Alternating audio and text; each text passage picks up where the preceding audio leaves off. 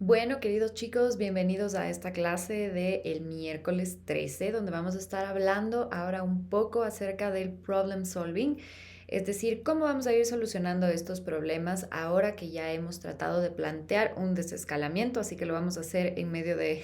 estos cortes de luz. La idea de poder introducirnos dentro de este problem solving es empezar también a ver estos acuerdos y compromisos de los que hemos estado conversando y que perduren a lo largo del tiempo. Lo que suele suceder muchas veces al momento en el que hablamos del desescalamiento es que nos planteamos ciertos objetivos que no terminan siendo fáciles de cumplir porque las partes muy probablemente cambian de opinión por ciertos escenarios. Acordémonos que cuando hablábamos de un escalamiento del conflicto, nos planteábamos, por ejemplo, la existencia de estos famosos detonantes, que terminan siendo esta perspectiva que hace que ciertas situaciones cambien muy rápido y que esa perspectiva entonces, al ser subjetiva, termina siendo un evento que cambia la visión o que da una visión distinta a los actores de ese conflicto, por ejemplo. Entonces decíamos, puede suceder que dentro del desescalamiento de un conflicto, donde ya ha habido una suerte de acuerdos o compromisos, termine cambiando la perspectiva de una de las partes porque se produce ciertos detonantes. Esto no es algo difícil de encontrar, sobre todo cuando hemos sobrepasado la etapa o más bien el escalón tercero. Cuando estamos sobre todo, por ejemplo, en una fase o en una etapa número 4 donde es evidente la existencia de una imagen del enemigo. Entonces aquí, pese a que estamos logrando desescalar el conflicto, sigue habiendo una posibilidad latente de un detonante. Por eso decíamos que a partir de la etapa justamente 4 o 5 es mucho más difícil ir hacia atrás o dar estas reversas que son estas desescaladas en esta escalera de la que siempre conversamos. Así que veamos entonces de qué se trata ahora sí el problem solving. Muy bien, hablemos ahora entonces acerca de estas soluciones para llegar a tener un desescalamiento del conflicto. Lo primero que debemos entender es este proceso en torno a la generación de acuerdos. Como ya hemos visto en clases, no necesariamente cuando llegamos a tener un acuerdo es lo mismo que si llegamos a tener un compromiso y vamos a ver un poco más de diferencias al respecto. Primero, el compromiso, les ponía aquí, el compromiso no es lo único que nos va a permitir llegar a ciertos consensos, porque el compromiso termina siendo algo mucho más efímero, termina siendo una fuente de, digamos, primeros consensos, pero de carácter no permanente. Generalmente se producen cuando las partes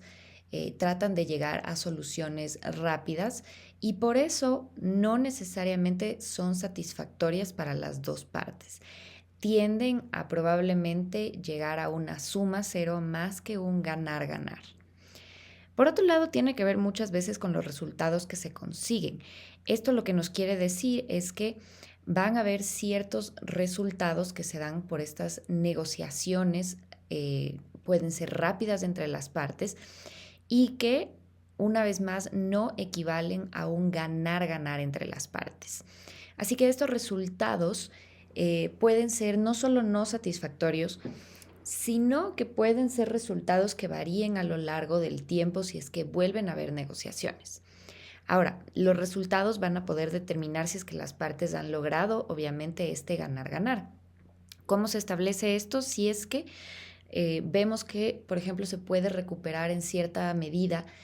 la confianza entre las partes, o si es que las partes dentro de lo que llegaron a esta mesa de negociación lograron que estos resultados se transformen entonces sí en temas de carácter permanente y entonces sí hay esta satisfacción entre ambas partes. Por eso, una vez más, se repite la necesidad de que al momento de sentarse a negociar, sí tiene que llegar con varios objetivos que se buscan alcanzar y dentro de esos tienen que estar claros cuáles de estos objetivos van a ser no negociables entre las partes. Ahora, no siempre llega a haber un acuerdo y van a encontrarse, por ejemplo, situaciones donde el ganar-ganar se torna mucho más complicado. Ahora, ¿cómo llegar tal vez a un ganar-ganar dentro de estos compromisos que estos compromisos pueden tender a incrementar la posibilidad de llegar a un acuerdo permanente? De nuevo, con esta factibilidad de tener claros cuáles son los objetivos que puedo cumplir. Voy a poner un ejemplo más concreto para que se entienda. Cuando yo me encuentro en un proceso de llegar a un acuerdo, puede ser que yo me encuentre con un compromiso previo, es decir, termino pactando con la otra parte que nos comprometemos a ciertas situaciones o ciertas acciones para ver cómo nos va dentro del proceso o porque tal vez la negociación en este momento se tiene que cerrar con algún tipo de compromiso que nos permita volver a sentarnos a negociar. Esto puede ser un ganar-ganar para las partes en el sentido de que sé que la próxima vez que yo me siente a negociar con la parte, voy a lograr tener la posibilidad de llegar ahora sí a un acuerdo permanente entre las partes. Así que por ende, no necesariamente todo no todo compromiso va a terminar siendo insatisfactorio. Más bien puede ser un compromiso que tiende a llegar a un acuerdo mucho mejor elaborado gracias a que estos compromisos previos entre las partes han permitido verificar un poco la situación y cómo puede llegar a resultar en el caso de que algo termine siendo ya de carácter permanente. Inclusive puede modificar en cierta medida los objetivos primarios que tenían las partes. Y esto es muy bueno porque entonces las partes repensarán en esa medida cómo llegar a tener un mejor ganar-ganar entre sí. Ahora, también vemos la necesidad de elegir a la parte que termina siendo, por ejemplo, la más capaz. Esto no siempre es fácil de lograr, esta parte de la identificación de la parte que termina siendo más capaz, porque muchas veces hay una situación de ego de por medio. Esta situación de ego de por medio podría inclusive hacer que las partes tengan cierto sesgo hacia sus reales, no solo posibilidades, sino aptitudes para cumplir ciertas cosas. Entonces, en cierta medida, las partes deben sentarse a negociar, o si es que hay un tercero en el lugar, tienen que identificar primero cuáles son sus puntos de fortalezas y debilidades para poder conocer ahí si es que hay cierta medida de cese en que una de las partes pueda llegar a decir, tal vez tú deberías tomar acción o esta acción porque tú conoces más sobre el tema que lo que yo realizo. Por supuesto, repito que esto es una situación un poco más compleja y que debe ya existir al menos cierta comunicación entre las partes. Les pongo también comparar las necesidades permite llegar a consensos mínimos, porque sí, muchas veces si es que comparamos qué tan representativo termina siendo un objetivo para una parte, que puede ser igual de importante que para la otra, tenemos ya un primer punto de partida para iniciar la conversación o la negociación. Recordemos que en la mayoría de los casos, sobre todo cuando tenemos ya un escalamiento de conflicto bastante latente y bastante fuerte, que no necesariamente está atendiendo a un desescalamiento, va a requerir volver a empatizar. Y esto es justamente entender cómo para la otra parte algo puede terminar siendo igual de importante que para mí. Así que esto nos dará un buen punto de partida. Ahora hablemos acerca de estas soluciones integradoras. Decimos que son enfoques en la resolución de conflictos que buscan justamente satisfacer los intereses y las necesidades de absolutamente todas las partes involucradas, en lugar de enfocarse simplemente en la división de estos recursos en una solución de ganar y perder. Este quiere decir entonces que como finalidad, estos enfoques, aquí les pongo que es el objetivo, es encontrar los resultados que permiten a ambas partes tener beneficios mutuos, creando un resultado de ganar-ganar que maximiza la satisfacción de todos los interesados. Básicamente lo que nos quiere decir es que la construcción de estas soluciones integradoras nos van a empujar a encontrar soluciones conjuntas. soluciones donde yo pueda sentir que no solo hay una satisfacción de intereses, sino que también estaría mucho más alejado o perdería inclusive esa satisfacción si es que no llego a un punto medio entre las dos partes. Así que sí, aquí tenemos un enfoque en los intereses subyacentes. Les pongo aquí, en lugar de centrarse en las posiciones o en las demandas específicas de cada una de las partes, que puede inclusive ser algo inflexible. Las soluciones integradoras buscan comprender esos intereses y esas necesidades para que lograr justamente que tengamos estos puntos en común o complementarios que hablábamos hace un momento. Esta búsqueda de necesidades eh, centrales entre las partes que nos ayuden entonces a tener una visión mucho más integral acerca inclusive de cómo vemos el conflicto. Esta es la parte interesante de el volver no solo a empatizar, sino a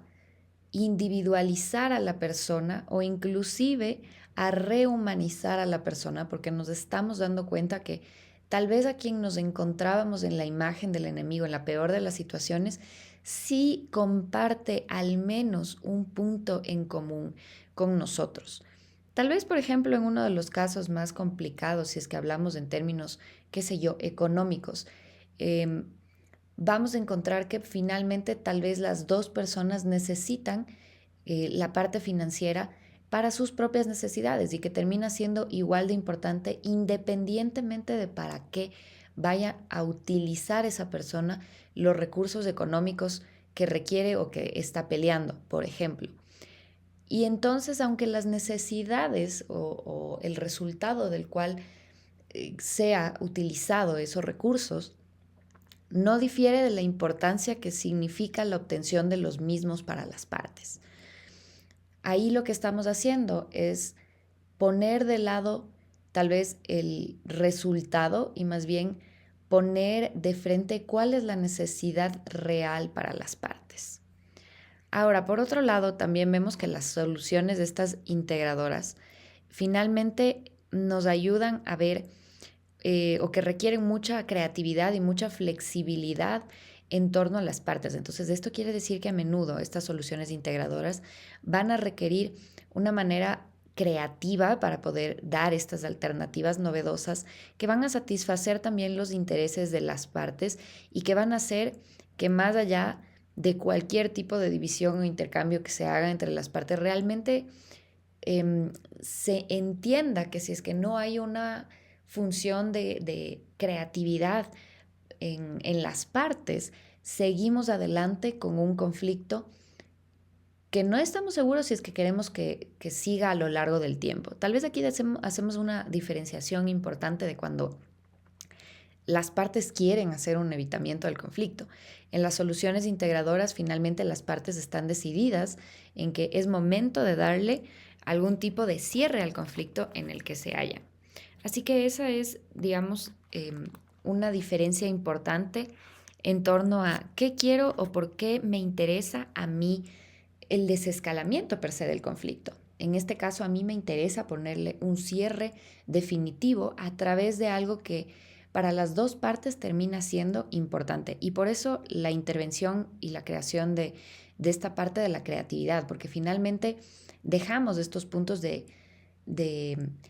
el no ceder o el competir entre las partes por dar una opción a que veamos una solución conjunta. Y esto nos lleva a la colaboración activa. Las partes del conflicto deben estar dispuestas a trabajar juntas y comunicarse abiertamente para identificar las soluciones que benefician a ambas. Este enfoque se basa en la cooperación, en la disposición de considerar las perspectivas de la otra parte. Entonces, una vez más, como vemos previamente, estamos en cierta manera volviendo no solo a abrir la comunicación y el diálogo, estamos volviendo a traer la empatía de vuelta a la conversación. Estamos de vuelta trayendo esta parte de la cooperación, es decir, le estamos dando la oportunidad a la otra persona de trabajar de forma conjunta con nosotros porque nos dimos cuenta que solamente si es que la solución integral sale de las dos partes, voy a poder tener ahí sí, pues un resultado que a mí me satisfaga. Por eso cuando hablamos un poco también de el rol, por ejemplo, de una tercera parte, de un mediador, sobre todo dentro de un escalamiento importante del conflicto, decimos que esa persona no nos tiene que dar el resultado, como en el caso, por ejemplo, de un árbitro que hace un ejercicio diferente a lo que haría un mediador. En este caso, sale de nuevo desde las mismas partes del conflicto la solución per se a lo que yo estoy tratando de arreglar o esta solución creativa que estoy tratando de buscar. Por ende, el mediador probablemente lo que va a hacer en estos casos es ayudarme a llegar a esta colaboración activa a través de, primero, como les he dicho, identificar las necesidades de las partes y qué tan importantes son entonces esas necesidades para cada una de las partes. Tenemos también esta maximización de los beneficios. El objetivo final de las partes es sentar que se ha ganado algo valioso en la negociación, lo cual contribuye a la relación positiva y sostenible a largo plazo. Entonces, más o menos lo que me están diciendo aquí es, si es que yo llego a tener una solución integradora, va a ser buenísimo porque no solo estoy acabando con el problema, sino que para las dos partes estamos ganando esa cosa valiosa que identificamos en primer lugar dentro de la visualización de esas necesidades. Y esto va a llegar a ser algo que perdure a lo largo del tiempo, porque finalmente, como ustedes se habrán dado cuenta en todo lo que hemos revisado, estoy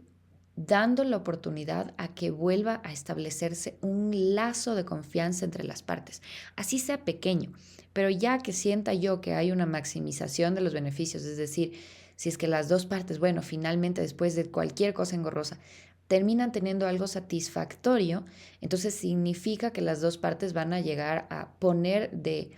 valga la redundancia, su parte para lograr el objetivo, llegar a tener este resultado que ambas partes buscan. Muy probablemente si es que ponemos, antes de este ejemplo territorial, si es que ponemos el ejemplo de un caso de divorcio, para las partes, la maximización de los beneficios es volver a tener su libertad individual, el ya no seguir, por ejemplo, conviviendo como una pareja, que es probablemente algo que les estaba molestando. Entonces, el objetivo común, más allá del proceso que puede tornarse engorroso en términos de distribución de bienes, si es que en el caso de hijos, hablar de temas, por ejemplo, de pensiones alimenticias, tenencias, horarios de visitas, etcétera, la maximización del beneficio para las dos partes, si es que había un cese de comunicación y si es que había una imagen del enemigo bastante elevada, es no tener que seguirse viendo. Entonces, probablemente el alivio mutuo para las dos partes es finalizar esa relación civil amorosa para no tener que seguir tal vez en un contacto constante con la otra persona en pareja. Aquí les dejo otro ejemplo que es el conflicto territorial, por ejemplo, entre dos países que discuten por la posesión de un territorio y pueden acordar entonces una administración un poco más compartida, sobre todo en el tema de recursos naturales. Esto también lo vamos a ver cuando hablemos de los tipos de soluciones integradoras, que va a volver a surgir este ejemplo. Pero aquí un poco la idea es, ok, si es que tú no puedes hacer la explotación porque necesitas, por ejemplo, de mi permiso o yo del tuyo, lo que podemos ver es cómo esos recursos naturales nos van a beneficiar a las dos partes. Un poco lo que está pasando tal vez ahora en términos de electricidad. Nos preguntamos, por ejemplo, cómo haría Ecuador y Colombia en términos de electricidad si es que ambos países están pasando por una situación un poco compleja.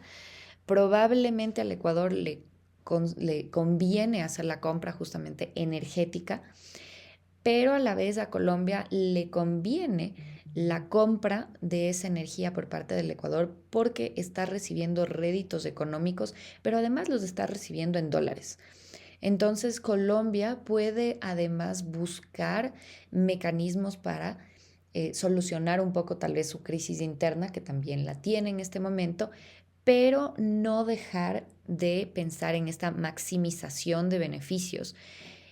Probablemente el gobierno ecuatoriano y el gobierno colombiano no necesariamente tiene actualmente las mejores relaciones, no necesariamente hay un conflicto latente, pero probablemente no tiene las mejores relaciones, empezando porque quienes lideran los gobiernos tienen una ideología bastante diversa, bastante contrapuesta. Sin embargo, al ver la maximización de los beneficios pueden dejar de lado un poco el tema ideológico que está detrás y cambiarlo por buscar esta maximización de beneficios donde pues los dos países pueden cooperar de forma diplomática. Ahora hablemos de estas soluciones integradoras en términos de qué características encontramos y básicamente terminan siendo tres características importantes. Las soluciones integradoras son fundamentales para resolver estos conflictos de manera efectiva y también sostenible. En primer lugar, porque van a minimizar el resentimiento y las divisiones, lo que estábamos hablando, si es que ya busco una satisfacción mutua de las dos partes, en cierta medida me deja de caer tan mal a la otra parte. Es decir, es menos probable que una parte se sienta perjudicada, marginada, se sienta inclusive traicionada. Y lo que estoy haciendo ahí es bajar un poco esta imagen del enemigo que estaba formada. Por otro lado, fortalecimiento de las relaciones. Al trabajar juntos para encontrar estas soluciones, las partes pueden mejorar su relación y también colaborar en un futuro. Es decir, puede ser que estemos contrapuestos, puede ser que no hemos llegado necesariamente a tener pues la mejor de las relaciones, de que nos volvamos, por ejemplo, mejores amigos, pero si en algún momento requerimos volver a hacer una participación conjunta, al menos sabemos que diplomáticamente podríamos lograrlo, porque no nos ha ido tan mal en la ocasión previa y nos ha ayudado justamente a llegar a esta maximización de los beneficios. Entonces puede ser que encontremos espacios de trabajo conjunto. Claro, esto no se va a poder dar en absolutamente todos los conflictos y con todas las partes. Por eso, una vez más, depende del tipo de conflicto y depende si es que las partes han decidido no evitar el conflicto, sino llegar a este desescalamiento a través de estas soluciones integradoras. Finalmente les pongo fomentar acuerdos duraderos. Las soluciones se basan en intereses de ambas partes que terminan siendo más sostenibles y menos propensas a ser rechazadas o violadas en el futuro. Lo que conversábamos un poco en términos de mantener acuerdos, que decíamos que los acuerdos tienen que ser además algo por escrito, algo que las partes vayan a cumplir y algo que se puedan pues revisar a lo largo del tiempo de ser necesario. Entonces, si es que sé, y esto una vez más me ayuda a recuperar la confianza entre las partes, si es que yo ya veo que esto es algo que empieza a, a servir entre las partes, yo voy a tener menos dificultades de volver a dar un punto de confianza a la otra parte. Si es que he tenido otras ocasiones donde la contraparte suele romper estos acuerdos, muy probablemente por más de que haya una búsqueda de soluciones integradoras, va a ser muy difícil la recuperación de la confianza entre las partes, porque yo ya tengo un precedente. No digo que va a ser imposible, porque puede inclusive ser que la vez pasada que se rompió un acuerdo, hubo cierto tipo de intereses de por medio que no necesariamente van a repetirse o van a ser, digamos, la regla principal, pero sí queda un precedente importante donde tal vez las partes entre sí ya no tienen una igual forma de recuperar confianza y que tal vez ese fortalecimiento de las relaciones no se ve tan competente porque ya ha habido tal vez ahí un resultado previo. Pero en general, las soluciones integradoras nos ayudan a que haya este fortalecimiento de acuerdos duraderos. Veamos entonces algunas de las ventajas del tipo de estas soluciones. Aquí les pongo que permiten que las partes puedan obtener una solución individual o colectiva. Esto quiere decir que el conflicto no puede resolverse si es que las partes no aclaran cuáles han sido sus intereses. Si es que les estoy diciendo que lo importante es ahí entender cómo las necesidades terminan siendo valiosas para la otra parte, obviamente lo primero que tienen que entender las partes o dejar claro en la mesa de negociación es qué es lo que quieren negociar y por qué, para qué. Todas las preguntas que nos hemos venido haciendo. ¿Para qué quiero yo llegar a cierto resultado? Y eso quiere decir que debo ser honesto en el momento de transmitir por qué algo termina siendo tan importante para mí y que la otra parte pueda entender el nivel de interés que eso me causa.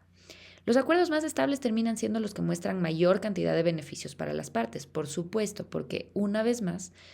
este tipo de acuerdos permite que haya comodidad entre las partes. Si es que yo me siento cómodo con un resultado, si es que yo me siento cómodo, inclusive al encontrar esta parte beneficiosa,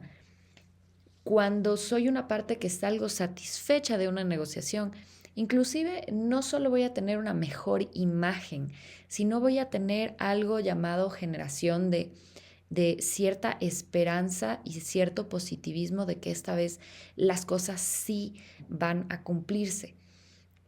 Por eso, nuevamente, mientras más beneficios sientan las partes que van a obtener de los acuerdos conversados, más nivel de positivismo también van a tener, inclusive en el cumplimiento a cabalidad de esos acuerdos sin que hayan cambios repentinos o sin que las partes luego cambien de idea. Así que lo uno está ligado con lo otro, el tema de los intereses claros. Y por eso decíamos al momento de negociar, tengo que estar muy claro en cuáles son mis objetivos, porque yo no puedo estar cambiando de intereses cada vez que me siento con la otra parte a negociar. Si es que yo cambio mis intereses, si es que yo no estoy seguro de lo que quiero, muy probablemente los acuerdos no solo no van a ser estables, sino voy a perder la poca confianza que he generado en la otra parte. Los compromisos no son lo más satisfactorio para las partes, esto quedaba claro en el sentido de que los compromisos es algo muy puntual, no necesariamente permanente, y que los compromisos son soluciones efímeras. Entonces, los acuerdos terminan siendo, digamos, el nivel más grande o lo macro en este tipo de negociaciones y la búsqueda de soluciones. Las soluciones integrales tienden a acercar a las partes y ganar la confianza, por supuesto, porque nos estamos dando, obviamente, la oportunidad de ponernos de nuevo en los zapatos del otro. Y por eso no podemos llegar a quebrantar la confianza de la otra parte. Es algo sumamente frágil que no podemos llegar a quebrantar. Si las relaciones entre las partes se fortalecen, es más sencillo buscar soluciones futuras. Por supuesto, porque nuevamente ya queda inclusive el precedente y la oportunidad, queda la puerta abierta en el que yo me puedo sentar a negociar con la otra parte y decir, ok, perfecto, como veo que no nos fue tan mal en la negociación anterior, como veo que llegamos a un cierto mecanismo de acuerdos, es importante para mí el poderme volver a sentar con la contraparte, a conversar y a decirle a la contraparte, bueno, pues esto es, ahora que ya entiendes cuáles son mis intereses claros, sigamos conversando, por ejemplo, sobre este punto que me interesa llegar tal vez a un mejor consenso. em, y veámoslo de manera conjunta para que las dos partes sientan entonces que están ganando un terreno, un espacio importante en esa conversación. Permití llegar a un estado de bienestar. Finalmente, y no sé si es que les ha pasado, pero cuando salen de una negociación satisfactoria, de una conversación satisfactoria, nuevamente llega esta parte del positivismo y cambia la perspectiva de las partes en el espacio. Sentimos entonces que tal vez que aquello que estaba engorroso, que no se había dicho, que no se había conversado, que estaba muy arraigado, termina entonces dándose un poco la vuelta y termina dando un nuevo aire, un nuevo ambiente, aquello que parecía bastante complejo pues de tratar. Así que hasta aquí el tema de las ventajas y los tipos de soluciones que podemos aquí encontrar. Bien, ahora vamos a conversar un poco de los tipos de soluciones integradoras y esto nos va a permitir, por ejemplo, hacer una suerte de checklist para cualquier tipo de negociador o mediador cuando busca llegar a esta solución del conflicto. El primero que nos encontramos es expandir el pastel y esto quiere decir que vamos a encontrarnos formas creativas de añadir valor o tal vez recursos al conflicto para que hayan más opciones. Esto quiere decir entonces que nos encontramos con un enfoque también colaborativo, creativo, donde los partes van a estar comprometidos para llegar a ser, pues ahí una suerte de competición un poco más interesante. En pocas palabras, cuando hablamos entonces de expandir este pastel, hablamos de encontrar cómo llegar, cómo pasar de esta suma cero donde hay ganar, perder, a aumentar los recursos para crear estas alternativas adicionales que nos puedan más bien llevar a un ganar-ganar, ya que dan más satisfacciones al interés que tienen las partes y esto amplía justamente este escenario de tener mejores alternativas para resultados más propensos, donde ambas partes se sientan cómodas. Así que lo primero, como siempre, es la identificación de estos intereses, de las necesidades, en lugar de concentrarse simplemente en estas posiciones rígidas, sino que buscamos descubrir cuáles son lo que motiva a cada una de las partes. Y esto puede ayudar a encontrar estas iniciativas más creativas que sumarle a la lista de opciones de las cuales pueden partir las partes. Nos va a empujar también a explorar ciertos recursos adicionales o complementarios que pueden incluir, por ejemplo, más personas, más tiempo, quizá más beneficios, una búsqueda exhaustiva de mayor cantidad de información, de servicios adicionales que nos van a permitir pues cubrir estos intereses que hemos identificado. Y obviamente la suerte de innovación de las soluciones creativas. Aquí nos encontramos hacia unas estrategias que muchas veces tienen que ver con, más allá del conflicto tradicional, metemos un poco ahí la maximización de los valores para todos. Y aquí encontramos, por ejemplo, el cómo replantear tal vez ciertas negociaciones para poder expandir este pastel de oportunidades, como tal vez nos ayuda a repensar la forma de distribuir ciertas cosas. Así que por eso aquí tenemos, por ejemplo, les pongo, si varios herederos disputan una propiedad indivisible, una solución para expandir el pastel podría incluir que en lugar de dividir la propiedad, se encuentren formas tal vez de rentarlas o de explotarla de manera conjunta y de esta manera todos podrían tener réditos de esa propiedad y no necesariamente una parte donde todo el mundo está tratando de pelearse. Aquí les pongo, además, que es importante que las partes identifiquen, como digo, súper bien cuáles son los intereses, porque si es que vemos este ejemplo, tal vez lo que buscaban las partes era tener esos réditos económicos y aquí en general lo estarían logrando de una manera un poco diferente, tal vez no a través de una venta del espacio, pero sí tal vez desde el arrendamiento donde todos puedan tener pues ahí un poco mejor distribuidos los réditos, ¿sí? Ahora, hablemos del tipo de solución integradora sobre las compensaciones no específicas. Cuando las partes no logran llegar a un acuerdo específico, una de las partes puede recibir una compensación en otro tipo de ámbito que puede ser igual de valiosa. Esto nos ponemos, por ejemplo, a preguntarnos cuando tal vez decimos, ok, no es lo que yo estaba buscando, pero el tipo de compensación que me dan, si bien no es en el objetivo específico que yo buscaba, sí me satisface o sí me sirve por X o Y razón. Y por eso tal vez este tipo de compensaciones no específicas pueden en muchas ocasiones ser varias, pues no ser necesariamente un tipo de compensación no específica, sino puede ser un conjunto de compensaciones no específicas que me ayuden a tener tal vez ahí, eh, digamos, alguna suerte de resultado que me permita identificar que es igual de, no igual de satisfactorio, pero es igual de válida la propuesta que me están haciendo. Entonces, aquí les pongo, la estrategia requiere creatividad también, flexibilidad, ya que se trata de encontrar otra forma de beneficiar a la parte, pero sin comprometer directamente al tema del conflicto. Entonces, eso también es un poco complejo al momento de pensar en este tipo de compensación, porque tal vez las dos partes no llegan a tener un acuerdo específico frente al problema, pero puede ser que encontremos un tipo de compensación original, aunque distinta a lo que estábamos tratando de realizar desde un inicio, y esto me lleve a exigir algún tipo de consenso. Y esto me permite entrar a proponer una oferta de valor, tal vez en otro tipo de ámbito, que sea igual del relevante para la persona. Entonces, Una vez más, el conocer primero los intereses de las partes me va a permitir entender si es que el tipo de compensación que yo estoy proponiendo pues va a ser igual de válida o de necesaria para la parte que estaba finalmente esperando llegar a un acuerdo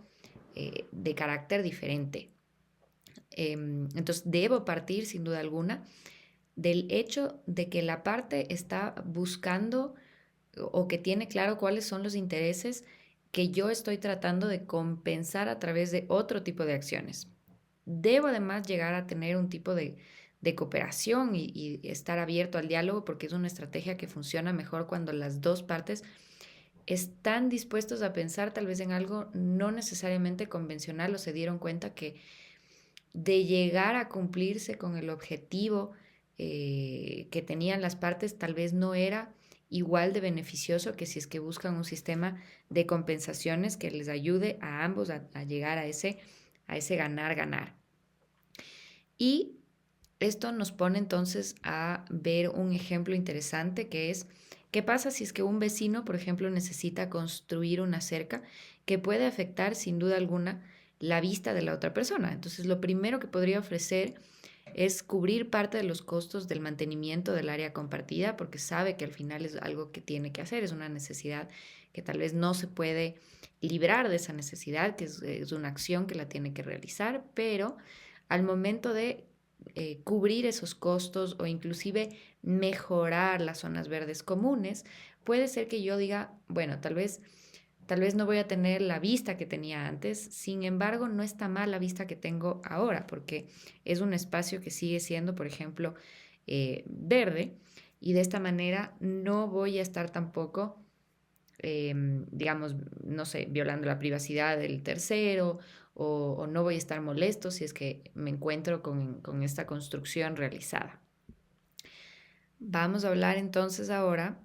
de ciertas ventajas que vemos en este tipo de compensaciones no específicas. Puede ayudarnos, por ejemplo, este tipo de compensación específica, no específica, a salir o evitar de el famoso estancamiento que estábamos conversando, porque nos ofrece que no estrictamente va a estar relacionado al conflicto original y va a ser una estrategia que pueda ayudar a superar tal vez estos estancamientos en las negociaciones donde ninguna de las partes está puesta o está dispuesta a ceder. Un poco lo que pasa cuando tú dices, no, yo quiero blanco, no, yo quiero rosado, y en lugar de encontrar, digamos, en lugar de seguir peleando por si es que decido que sea un color blanco o sea un color rosado, busco una alternativa diferente y digo, bueno, ¿por qué no lo hacemos entonces de color morado? Digamos que coloquialmente termina siendo ni para ti ni para mí, pero a los dos nos funciona y a los dos nos sirve porque termina siendo tal vez un color neutral que lo podemos utilizar para todo. Es un ejemplo bastante banal, pero que nos ayuda a entender un poco ahí no podemos seguir peleando por algo que sabemos que ninguno de los dos va a estar de acuerdo, entonces busquemos tal vez una tercera alternativa al problema. Reduce además las tensiones, las compensaciones nos ayudan a satisfacer intereses importantes para la parte afectada y reduce también esta hostilidad y ayuda a desescalar la situación porque muchas veces esta situación se queda escalada porque se va incrementando esta imagen del enemigo al no poder yo salir de esa situación complicada que ha estado a lo largo del tiempo. Entonces, sin duda alguna, reducir tensiones, reducir la hostilidad me va a sacar de esta visión de la imagen del enemigo. Y finalmente va a fomentar la cooperación porque me va a ayudar a encontrar esta solución creativa para desarrollar, pues ahí sí, un diálogo un poco más abierto y tener una cooperación sin duda para que las dos partes puedan llegar a esta nueva solución y facilitar de esta manera acuerdos donde no haya necesariamente confrontaciones directas, sino que por el contrario se trate de evitar cualquier tipo de confrontación por temas de hostilidad. Lo siguiente que nos encontramos aquí es el long rolling, que es un tipo de estrategia que requiere que ambas partes identifiquen y comuniquen estos intereses, estas prioridades de manera clara. Si cada parte además tiene intereses o puntos de importancia que no coinciden totalmente, el long rolling va a permitir hacer ciertos trueques estratégicos donde cada una de las partes va a hacer un cese en las áreas que consideran menos importantes, obteniendo pues unas concesiones que van a valorar mucho más. Esto quiere decir que este long rolling nos va a ayudar a hacer una suerte de concesiones mutuas en diferentes temas. ¿Qué significa esto? Por eso lo llaman trueques estratégicos. Y es básicamente que en lugar de dividir un recurso o ceder en todos los puntos del conflicto, vamos a hacer una suerte de concesiones mutuas en los temas encontrados para que cada una de las partes pueda identificar esta importancia y tener de esta manera algo que valora más y que esté dispuesta tal vez a ceder en los otros aspectos que se vuelven menos prioritarios para la parte. De nuevo partimos de identificar entonces las prioridades de cada una de las partes. Si es que ambas partes expresan desde un inicio cuáles son sus intereses y qué temas son más importantes para ellos, va a poderse identificar dónde pueden tener un punto en común de entendimiento, dónde van a poder encontrar esta suerte de consensos de los que hablamos, pero también dónde van a haber estos puntos de flexibilidad, donde las partes pueden repensar si es que eso es algo que están dispuestos no solo ceder, sino también cambiar. De esta manera, vamos a poner que las partes están bajando en el tema de la inflexibilidad y el no cese para aquellos temas que son menos prioritarios. Ojo, aquellos que son más prioritarios van a seguir siendo los puntos que no van a, digamos, que no van a las partes a estar dispuestas a perder, ¿sí? Pero sí encontramos cuáles son estos puntos de menor prioridad y con los que estas partes pueden obviamente decir, ok, a fin de que se llegue a una solución, yo estoy dispuesta a cambiar X o Y. Así que aquí dentro de un ejemplo que ponemos es una negociación de paz. Aquí ponemos dos grupos en conflicto. Una de las partes puede valorar el tema de la seguridad de territorio, mientras la otra la participación política. Aquí en el long rolling podríamos consistir en un primer grupo con sede más en el acceso político, cambio de garantías de seguridad para sus comunidades. Esto pasa mucho en los términos de negociación entre las partes para llegar a términos de paz, porque finalmente es un tema bastante, digamos, delicado, donde obviamente prima no solo la seguridad del Estado, sino el bienestar comunitario, ¿no? Entonces ahí obviamente el long rolling nos queda perfecto. Hablemos ahora del recorte de los costos. Aquí hablamos del cost cutting, que implica identificar las principales objeciones o dificultades de una parte, y es que cómo ésta la tiene respecto a una propuesta, trabajar en reducir los obstáculos. Digamos que aquí la meta es entonces alivianar la carga de la solución para una de las partes, de modo que sea más fácil de aceptar y reducir las tensiones o resistencias al acuerdo. Entonces, básicamente, ¿qué es lo que nos quiere decir aquí? Este cost cutting nos dice, implica que vamos a eliminar los costos o inconvenientes que puede experimentar una parte al aceptar una solución. En lugar de pedir que la parte haga una concesión, este cost cutting nos trata de hacer que esta concesión sea menos costosa y menos incómoda para la parte que decide entonces ceder. Y esto va a permitir llegar a un acuerdo entre ambas partes para que puedan llegar a este ganar-ganar, o al menos que sientan que sus necesidades se han ido respetando al máximo. Digamos que aquí las ventajas un poco del cost cutting es reducir esta resistencia a llegar a los acuerdos, porque vamos a eliminar o reducir los inconvenientes de encontrar una solución, y que hayan menos motivos para oponerse o para pensar que no es bueno aceptar un acuerdo. Obviamente aquí cuando una de las partes ve, por ejemplo, que la otra no intenta reducir los inconvenientes, es más probable que responda de manera cooperativa, em, y que promueva una relación de más confianza, de más colaboración y que existan más bien estas soluciones que consideran que las dificultades de las partes son menos propensas a generar conflictos futuros. Entonces, permite que haya unas soluciones, digamos, más a largo plazo, de que hayan soluciones sostenibles en el tiempo y más satisfactorias. Aquí entonces decimos que al reducir estos costos percibidos se facilita también que los acuerdos sean más beneficiosos para las partes y que se promueva entonces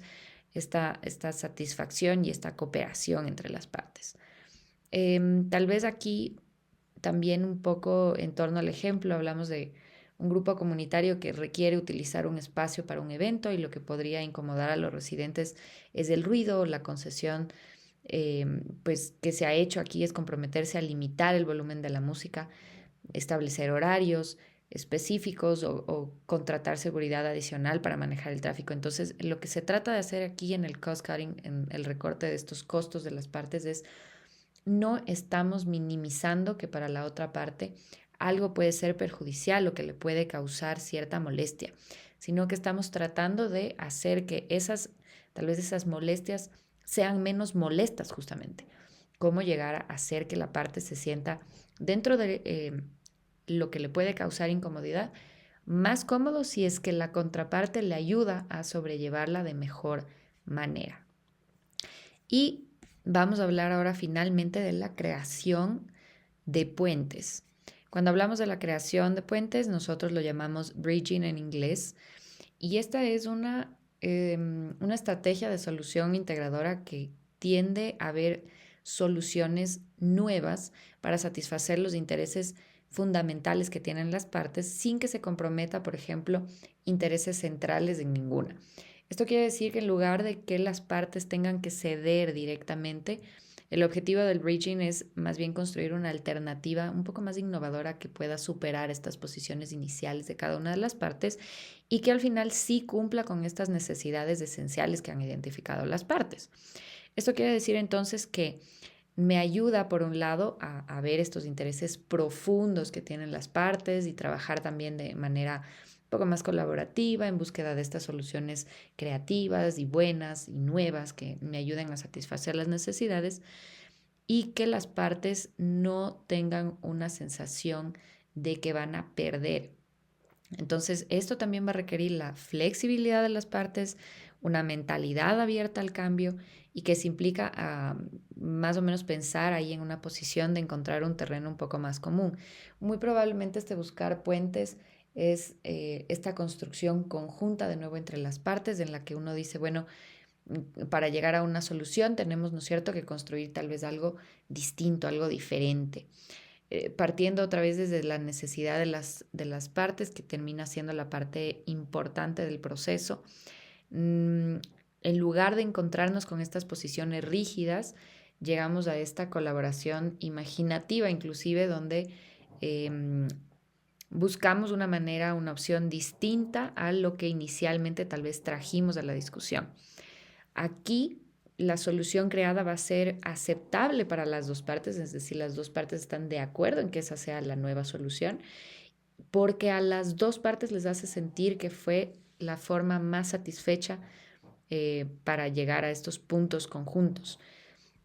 Tal vez si es que pensamos en las ventajas un poco del bridging, nos va a ayudar a generar una nueva opción que no existía al inicio, es la creación de algo nuevo. Permite además encontrar ciertos beneficios que satisfacen entonces al final a las dos partes sin necesidad de que hayan unas concesiones pues directas. Entonces esto crea valor para las dos partes. Va a ayudarnos además a reducir esta parte de la tensión, de la hostilidad, de estas emociones negativas que muchas veces